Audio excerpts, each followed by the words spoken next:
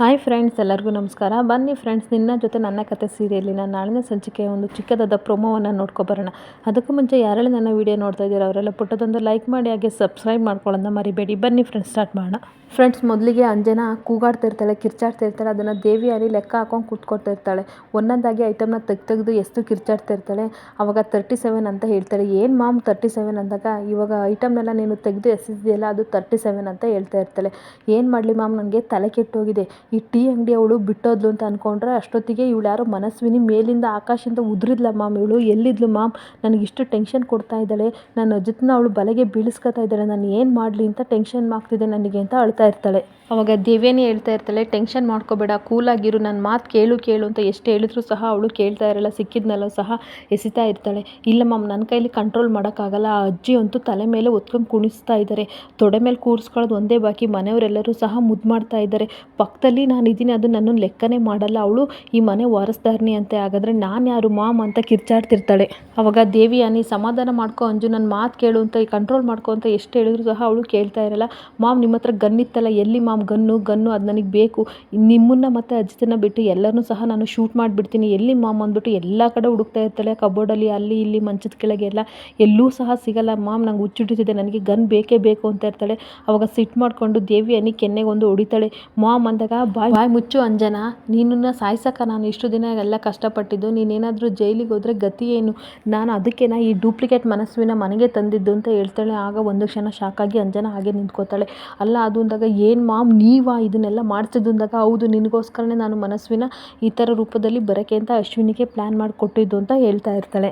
ಇನ್ನೊಂದು ಕಡೆ ಅಜಿತ ಬೇಜಾರು ಮಾಡಿಕೊಂಡು ಭೂಮಿನ ಅಲ್ಲೇ ಬಿಟ್ಬಿಟ್ಟು ಮನೆಗೆ ಬರ್ತಾನೆ. ಮನೆಗೆ ಬಂದಾಗ ಸಂಗೀತ ಕೇಳ್ತಾಳೆ, ಎಲ್ಲೋ ನನ್ನ ಸೊಸೆನ ಯಾಕೋ ಕಳಿಸಿಲ್ಲ, ಯಾರು ಕಳಿಸಿಲ್ಲ, ಎಲ್ಲಿದ್ದಾಳೆ ಹೇಳು ಅಂತ ಅಂದಾಗ, ಯಾರು ಬೈಯಲ್ವೋ ಅಂಥವ್ರ ಮನೇಲಿ ಅವಳು ಇದ್ದಾಳೆ ಅಮ್ಮ.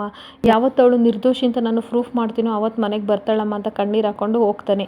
ಇನ್ನೊಂದು ಕಡೆ ಸಂಗೀತ ಭೂಮಿ ಹತ್ರ ಮಾತಾಡಬೇಕು ಅಂತ ಕಾಲ್ ಮಾಡ್ತಾಳೆ. ಅವಾಗ ಭೂಮಿ ರಿಸೀವ್ ಮಾಡ್ತಾಳೆ. ಅಲ್ಲೋ ಅತ್ತೆ ಹೇಳಿದಾಗ, ಏನು ನೀನು ತುಂಬ ದೊಡ್ಡೋಳಾಗ್ಬಿಟ್ಟಿದ್ಯಾ, ಅತ್ತೆ ಅಂತ ನಾನು ಹಿಂದೆ ತಿರುಗ್ತಿದ್ದೆ, ಹಾಗಾದರೆ ನನ್ನ ಮೇಲೆ ಪ್ರೀತಿ ಕಾಳಜಿ ಏನೂ ಇಲ್ವಾ ಅಂತ ಹೇಳ್ತಾ ಇರ್ತಾಳೆ. ನೋಡಿ ಅತ್ತೆ, ನನ್ನ ಕ್ಷಮಿಸ್ಬಿಡಿ, ತಪ್ಪಾಗಿ ತಿಳ್ಕೊಬೇಡಿ ಅತ್ತೆ. ನಾನು ಏನು ಮಾಡಲಿ, ನನಗೆ ಬೇರೆ ದಾರಿ ಇರಲಿಲ್ಲ ಅತ್ತೆ, ಅದಕ್ಕೆ ನಾನು ಬಂದುಬಿಟ್ಟೆ. ಮನೆಯವರೆಲ್ಲರೂ ಸಹ ಒಂದೊಂದು ಮಾತಾಡ್ತಾಯಿದ್ರು, ಅದಕ್ಕೆ ನನಗೆ ತುಂಬ ಬೇಜಾರಾಗ್ತಿತ್ತು. ಆ ಮನೇಲಿ ನಾನು ಇದ್ದು ಏನು ಮಾಡಬೇಕಾಗಿದೆ ಹೇಳಿ, ಅವರಾದರೂ ನೆಮ್ಮದಿಯಾಗಿರಲಿ ಅಂತ ನಾನು ಮನೆ ಬಿಟ್ಟು ಬಂದೆ ಅತ್ತೆ. ಆದರೆ ನನ್ನ ಮೇಲೆ ನನಗೆ ತುಂಬ ನಂಬಿಕೆ ಇದೆ ಅತ್ತೆ. ನನ್ನ ಮೇಲೆ ಎಷ್ಟು ನಂಬಿಕೆ ಇದೆಯೋ ಅದರ 10% ನಿಮ್ಮ ಮಗನ ಮೇಲೆ ನನಗೆ ನಂಬಿಕೆ ಇದೆ. ಅವರು ನನ್ನನ್ನು ನಿರ್ದೋಷಿ ಅಂತ ಪ್ರೂಫ್ ಮಾಡೇ ಮಾಡ್ತಾರತ್ತೆ. ಅವಾಗ ನಾನು ಖಂಡಿತ ಬರ್ತೀನಿ ಅತ್ತೆ ಅಂತ ಹೇಳ್ತಾ ಇರ್ತಾಳೆ. ಅವಾಗ ಸಂಗೀತ, ಆಯ್ತಮ್ಮ, ನೀನು ಹೇಗೆ ಹೇಳ್ತೀಯೋ ಹಾಗೆ ಆಗಲಿ, ಆದಷ್ಟು ಬೇಗ ಇದಕ್ಕೆಲ್ಲ ಮುಕ್ತಾಯ ಆಗಲಿ, ಆದಷ್ಟು ಬೇಗ ನೀನು ಮನೆಗೆ ಬಾಮ್ಮ ಅಂತ ಹೇಳಿ ಫೋನ್ ಕಟ್ ಮಾಡ್ತಾಳೆ. ಈ ಕಡೆ ಬೇಜಾರಾಗಿ ಸಂಗೀತನೂ ಇರ್ತಾಳೆ, ಭೂಮಿನೂ ಸಹ ಇರ್ತಾಳೆ. ಇನ್ನೊಂದು ಕಡೆ ಅಜಿತ ರೂಮಿಗೆ ಬಂದುಬಿಟ್ಟು ಭೂಮಿನ ಫೋಟೋ ನೋಡಿಕೊಂಡು ಯೋಚನೆ ಮಾಡ್ತಾ ಇರ್ತಾನೆ. ಇಷ್ಟು ದಿನ ಭೂಮಿ ನನ್ನ ಜೊತೆ ಇದ್ಲು, ಆದರೆ ಅವಳನ್ನ ತುಂಬ ಗೋಳಾಡಿಸ್ತಿದ್ದೆ. ಆದರೆ ಇವಾಗ ಏನೋ ಒಂಥರ ನನಗೆ ತುಂಬ ಸಂಕಟ ಆಗ್ತಿದೆಯಲ್ಲ, ಯಾಕೆ ಈ ಥರ ಆಗ್ತಿದೆಯಲ್ಲ ಅಂತ ಕಣ್ಣೀರು ಆಗ್ತಾ ಇರ್ತಾನೆ. ನನಗೆ ಸಾಹಿತ್ಯ ಬಿಟ್ಟು ಹೋದಾಗ ಎಷ್ಟು ನೋವಾಗ್ತಿದೆಯೋ ಅಷ್ಟು ನೋವಾಗ್ತಿದೆ, ನೀನು ಇಲ್ದಲೇ ನನಗೆ ಅಷ್ಟು ಸಂಕಟ ಆಗ್ತಿದೆ ಭೂಮಿ ಅಂತ ಫೋಟೋ ಮುಂದೆ ನಿಂತ್ಕೊಂಡು ಹೇಳ್ತಾ ಇರ್ತಾನೆ. ಆದಷ್ಟು ಬೇಗ ನೀನು ನಿರ್ದೋಷಿ ಅಂತ ನಾನು ಪ್ರೂಫ್ ಮಾಡಿ ಮನೆಗೆ ಕರ್ಕೊಂಡು ಬಂದೇ ಬರ್ತೀನಿ ಭೂಮಿ ಅಂತ ಮಾತು ಕೊಡ್ತಾ ಇರ್ತಾನೆ. ಈ ಕಡೆ ಭೂಮಿನೂ ಸಹ ಅಜಿತ್ನ ನೆನೆಸ್ಕೊಂಡು ಅಳ್ತಾ ಇರ್ತಾಳೆ.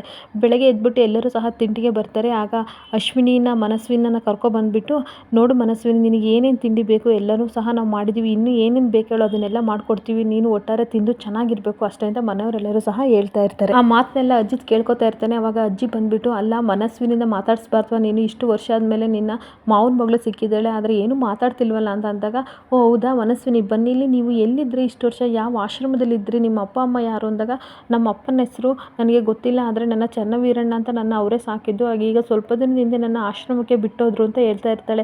ಆದರೆ ಇನ್ನೊಂದು ಕಡೆ ದೇವ್ಯಾನಿಗೆ ತುಂಬ ಟೆನ್ಷನ್ ಆಗ್ತಾ ಇರುತ್ತೆ. ಅಯ್ಯೋ, ವೀರಣ್ಣನ ಹೆಸರು ಚನ್ನವೀರಪ್ಪ ಅಂತ ಗೊತ್ತಾದರೆ ಏನಪ್ಪ ಮಾಡೋದು, ಈ ಅಜಿತ್ ಬೇರೆ ಏನೇನೋ ಕೇಳ್ತಾ ಇದ್ದಾನಲ್ಲ ಅಂತ ಟೆನ್ಷನ್ ಮಾಡ್ಕೋತಾ ಇರ್ತಾಳೆ. ಅಲ್ಲ, ಭೂಮಿನೇ ಮನಸ್ವಿನಿ ಅಂತ ಗೊತ್ತಾದರೆ ಏನು ಮಾಡೋದು ಅಂತ ಅನ್ಕೊಬಿಟ್ಟು, ಅಜಿತ್ ಅದನ್ನೆಲ್ಲ ಬಿಟ್ಟಾಕೋ ಅಜಿತ್, ಇವಾಗ ಅದ್ಯಾಕೆ ಆ ಮಾತೆಲ್ಲ ಕೇಳ್ತಾ ಇದೆಯಾ ಆಯಿತಾ, ಇವಾಗ ಮನಸ್ವಿನಿ ಬಂದಳಲ್ಲ, ಎಲ್ಲರೂ ಖುಷಿಯಾಗಿದ್ದಾರೆ ಅಂತ ಹೇಳ್ತಾ ಇರ್ತಾಳೆ. ಹಾಗಲ್ಲ ಅತ್ತೆ, ನನಗೆ ಯಾಕೋ ಡೌಟ್, ಇವಳು ನಿಜವಾಗ್ಲೂ ಮನಸ್ವಿನ ಅಂತ ಅನ್ನಿಸ್ತಿದೆ ಅಂದಾಗ ಶ್ರವಣ್ ಹೇಳ್ತಾನೆ, ಯಾರು ಹೇಳಿ ಬಿಡಲಿ, ಇವಳೇ ನನ್ನ ಮಗಳು, ನಾನು ನಂಬಿದ್ದೀನಿ, ನನ್ನ ಮಗಳು ಅಂತ ನನಗೆ ಗೊತ್ತಾಗಿದೆ, ಅವ್ರವ್ರ ಪಾಡಿಗಿದ್ರೆ ಅಷ್ಟೇ ಸಾಕು ಅಂತ ಇಲ್ಲಿ ಜಗಳ ಮಾಡ್ತಾ ಇರ್ತಾನೆ. ನೋಡು ಮನಸ್ವಿನಿ, ನೀನು ಯಾರ್ಯಾರ ಮಾತಿಗೂ ಸಹ ಕಿವಿ ಕೊಡಬೇಡ ಆಯಿತಾ, ಅದೆಲ್ಲ ನಾನು ನೋಡ್ಕೋತೀನಿ, ನೀನು ಅಚ್ಚುಕಟ್ಟಾಗಿ ಊಟ ಮಾಡು, ಚೆನ್ನಾಗಿರಮ್ಮ ಅಂತ ಹೇಳ್ಬಿಟ್ಟು ಶ್ರವಣ್ ಊಟ ಮಾಡಿಸ್ತಾ ಇರ್ತಾನೆ. ಇಲ್ಲಿಗೆ ಈ ಸಂಚಿಕೆ ಮುಕ್ತಾಯವಾಗುತ್ತದೆ.